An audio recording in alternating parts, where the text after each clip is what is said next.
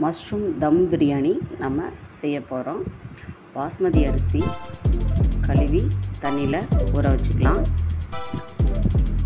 பிரியாணி செய்ய கரெக்டாக இருக்கும். நல்லா கழுவி ஊற வச்சுக்கலாம்.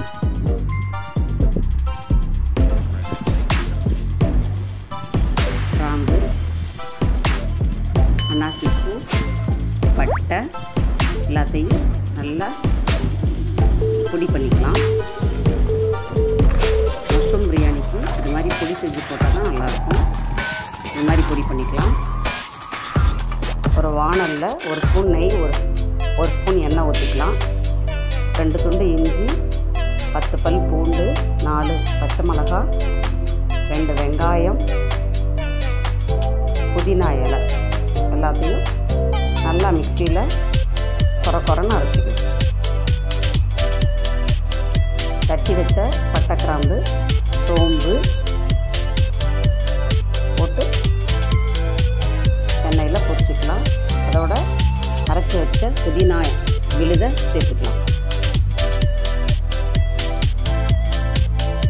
கேஸை சிம்மில் வச்சுட்டு நல்லா வதக்கிக்கோங்க. அப்போ தான் அடி பிடிக்காது. நல்லா பச்சை வாசனை போகிற அளவுக்கு நல்லா வதக்கிக்கலாம். இதோட 2 தக்காளி ஆட் பண்ணிக்கோங்க. அதையும் நல்லா வதக்கிக்கோங்க. 1/4 டீஸ்பூன் மஞ்சள்தூள், 1 டீஸ்பூன் மிளகாய்த்தூள் இதோட ஆட் பண்ணிக்கலாம்.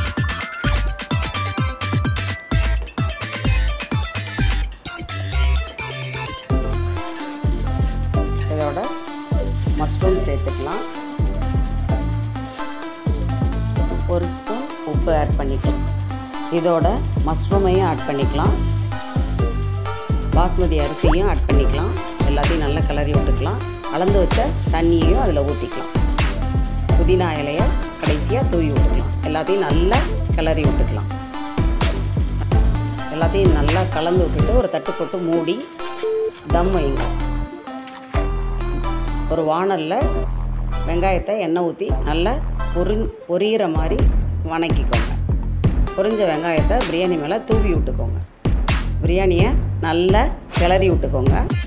நல்லா பிரியாணி உதிரியாக வந்திருக்கு பாருங்கள். மஷ்ரூம் பிரியாணி ரெடி ஆயிடுச்சு.